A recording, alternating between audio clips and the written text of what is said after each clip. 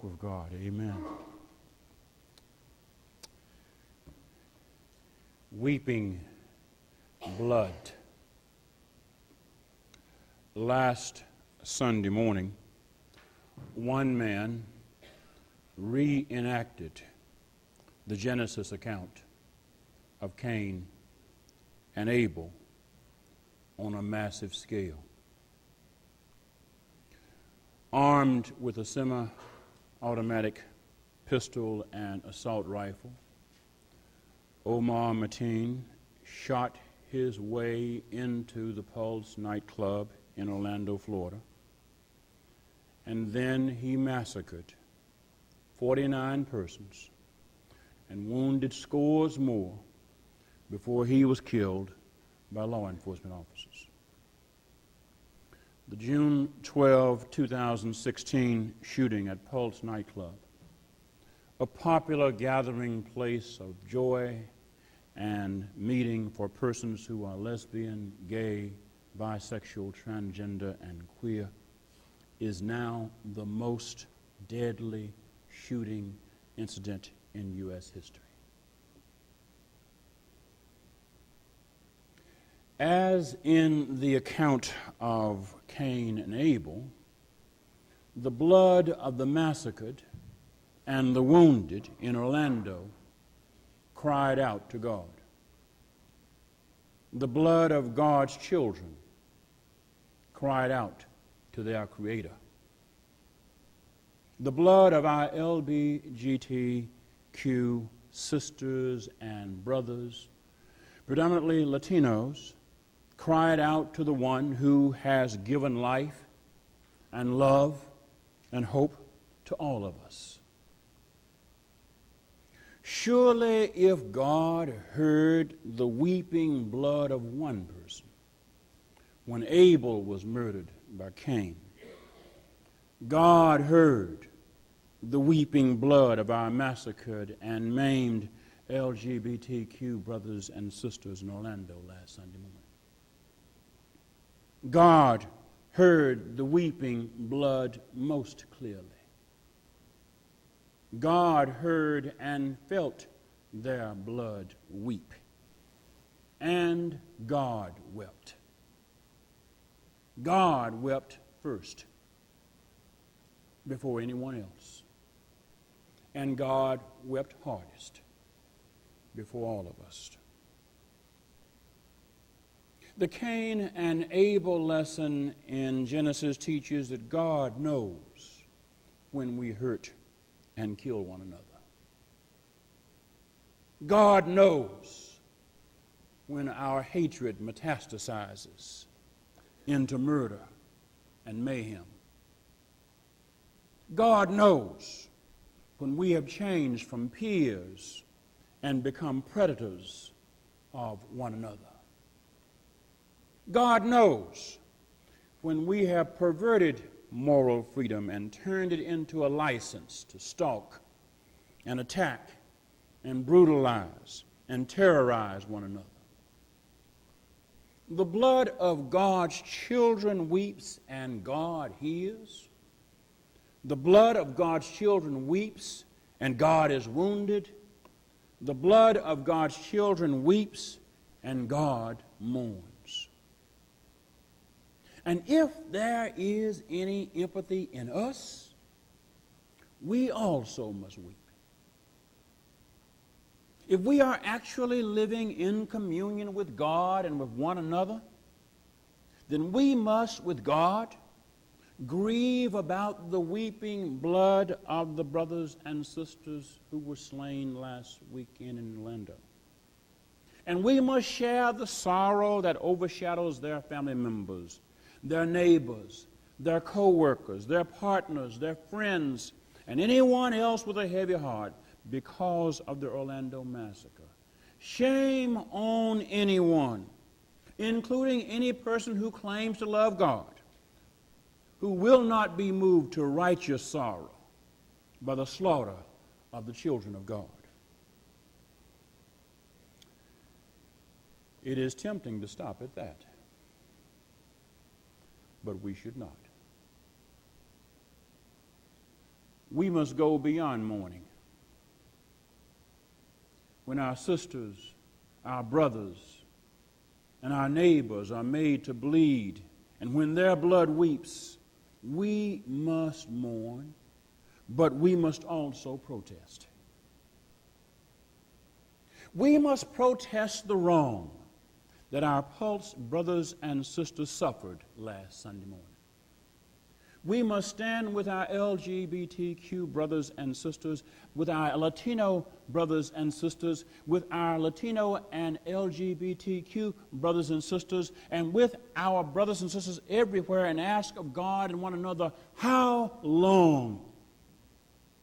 How long will it be before the people of the United States decide it is too easy for hateful people to commit murder and mayhem using firearms? How long? How long will people of faith ignore the relationship between hateful attitudes towards LGBTQ sisters and brothers and violence against them? You cannot separate the hate from the hurt. They go hand in hand.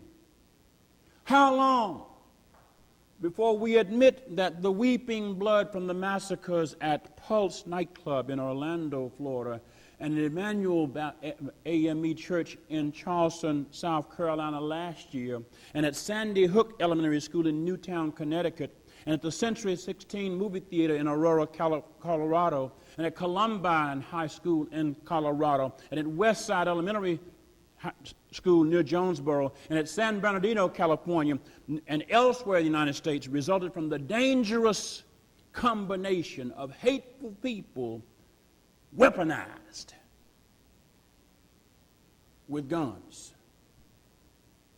And how long will faithful people continue electing and re-electing people whose policies and votes protect firearm manufacturers and the gun lobby instead of our sisters and brothers, our children and our parents, our friends and our neighbors? If we really want to weep with the weeping blood, we must do more than mourn. We must protest.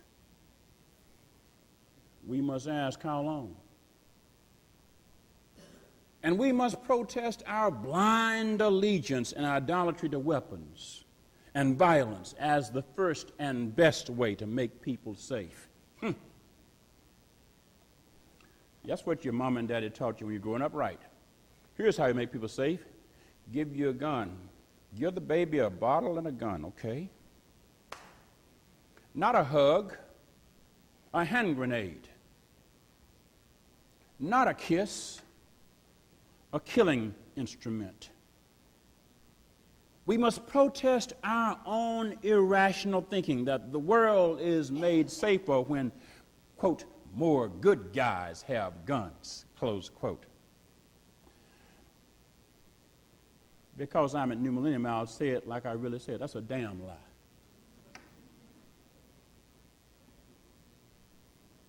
The world is made safer when more people are generous, when they are loving, when they are kind, when they are courageous, when they are noble, when they are helpful to others. And you don't have to have a gun to do any of that.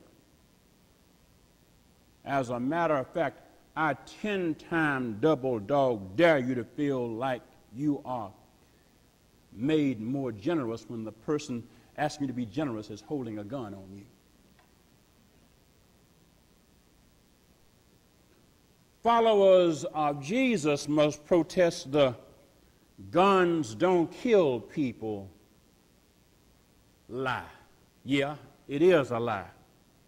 Our slain brothers and sisters in Orlando joined Martin Luther King Jr., Malcolm X, John Fitzgerald Kennedy, Robert Fitzgerald Kennedy, Anwar Sadat, Yitzhak Rabin, Mohandas Gandhi, and countless others for whom life and liberty was stolen by gun-wielding hateful people. Not just hateful people, gun-wielding, gun-firing, gun-aiming hateful people.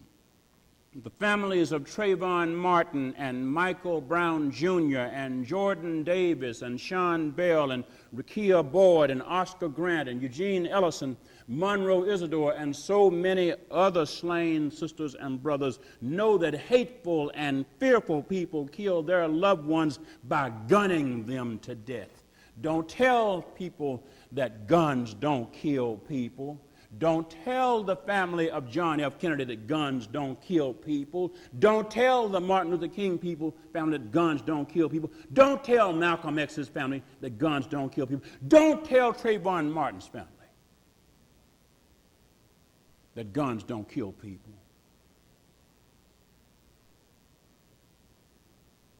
Our protests must go beyond customary moments of silence. We've gotten used to having moments of silence, as if moments of silence are going to stop the killing. The policies that make assault rifles available for people to buy on the open market and use to murder and maim our neighbors have not been produced by moments of silence. And they haven't been stopped by moments of silence. They are produced and continued by the clamor and cash of a worldwide cabal of weapons manufacturers. The protest efforts of the people who weep because of the weeping blood of our slaughtered sisters, brothers, and neighbors must be bolder and louder and stronger than the profit motives and the advertising campaigns of the gun lobby. And I say that as somebody who grew up around guns, who owns guns, and who was taught by the most profound killing industry in the world, the United States Army, how to use them. We must also protest the culture of fear that the gun lobby feeds to justify marketing military weapons such as assault weapons and assault rifles to the general public. Self-proclaimed defenders of the Second Amendment routinely claim that homeowners need assault rifles to protect themselves in case their families are attacked by marauding bands of murderous people. Yeah, they actually say that. The truth, as you know and as I know, is that more people are killed by guns by people they know than they are killed by guns by people they don't know. And most folks who are killed by guns are not killed by a bunch of folks wearing guns, but by one person, as in last weekend. So we must protest the lie. Above all, we must protest the wrong-headed and wrong-hearted view that we solve disagreements and resolve differences by killing one another, no matter what tools we use to commit the killing. Our world is weaponized because humans are more committed to killing one another than we are to loving one another. Our preference for killing explains why people in the United States, including many people who claim to be followers of Jesus, embraced the senseless idea of preemptive warfare as a strategy in the worldwide war on terror. You understand? Because we are afraid, we embraced a strategy as a nation that it is morally right to kill folks before they even show up to try to hurt us.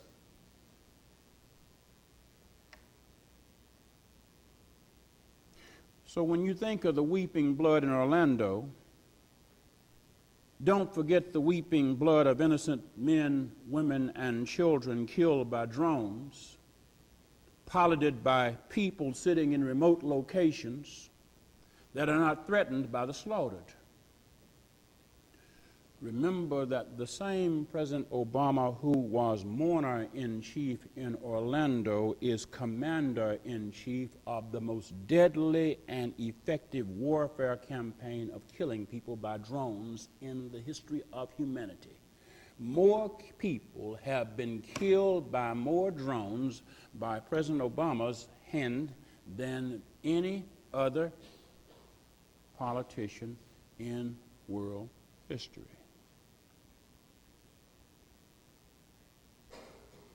And so that raises the question, will we protest all weeping blood? Do we care about all weeping blood? Do we care about the weeping blood from the depths of the ocean for those who drowned and were lost and devoured by sharks in the Middle Passage? Do we care about the weeping blood of the lynched? Do we care about the weeping blood of the night riders who were killed by night riders? Do we care about the weeping blood of the folks who were incinerated, not only in the Holocaust in Germany, but also in the Holocaust of Hiroshima and Nagasaki? Do we care about the weeping blood of the Native Americans who were massacred so that we could be one nation from sea to shining sea? Do we care? Do we think God doesn't care? Do we think God doesn't care about the weeping blood of poor people and brown people and black people slaughtered by law enforcement agents? Do we think God doesn't care about the weeping blood of people slaughtered because of their religion, because of their ethnicity, because of their nationality, because of their language, because of their sexual orientation, because of their gender identity, because they just don't look right, because they don't just act right? Do we think God doesn't care about the weeping blood of people who are killed because they are ordered to kill other people in the service of their country by people who aren't afraid of being killed themselves and don't oftentimes admit they have ordered the killing?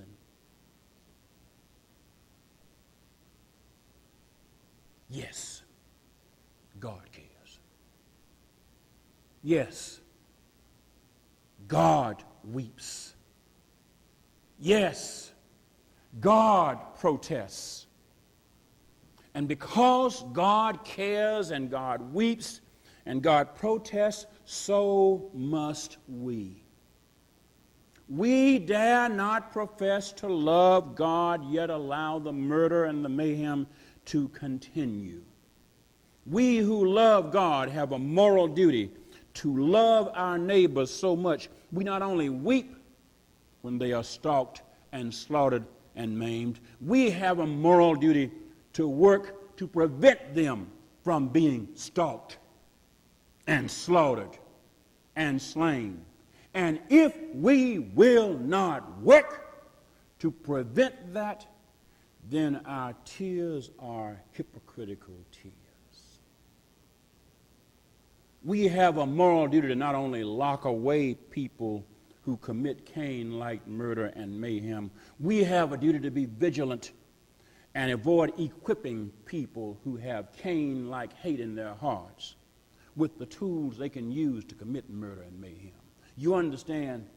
If we know there are people with Cain-like hearts and Cain-like attitudes, we have a moral duty to prevent them from being easily accessible to the weapons that make Abel-like consequences so routine. This is our duty. This is our duty if we say we love God. If we say we love God, we have a duty to weep with God and with the weeping blood of our slain and maimed sisters and brothers and their neighbors. We have a duty to protest with God the culture of hate and fear and violence that is so conveniently weaponized by our laws at the behest of the worldwide cabal of gun manufacturers, and we have a duty to prevent hateful and malicious and deranged people from getting the tools of murder and mayhem that have been routinely used to shed the blood of other children of God. And so, yeah, this sermon is not only about mourning what happened. It's not only about affirming that what happened was wrong. It is about calling us to action. Amen? It's about what would happen if all the folks who call ourselves lovers of God and followers of Jesus would say no more assault rifles. No more assault rifles. If you want to get an assault rifle, join the Army. Hello? We'll issue you one, but only if you sign up. And then you can only check it out from the armory. You can't just walk it around with it in the barracks. Guess what? I know. Those of us who've been in the military know you don't just walk around with your assault rifle in garrison. You have to go to the armorer and check it out. Only in an insane society will we allow people who have no reason to commit war on their neighbors to get the tools of war more easily than the people who are sworn to make war are allowed to get them. Because we are one in God's love with all persons, let us weep with all the weeping blood of our slain and maimed sisters and brothers and neighbors. Because we are one in God's love with our LGBTQ brothers and sisters, let us rise up and protect them from being stalked and terrorized and defamed and discriminated against. Because we are one in God's love with our Muslim brothers and sisters, let us rise up and protect them and their religion from being misbranded by hate mongers. And because we are one in God's love with all other persons, let the followers of Jesus weep. Let the followers of Jesus protest. And let us as followers of Jesus protect in the name of the one who hears every drop of blood that weeps. Everywhere it weeps. And anytime it falls to the ground. Amen.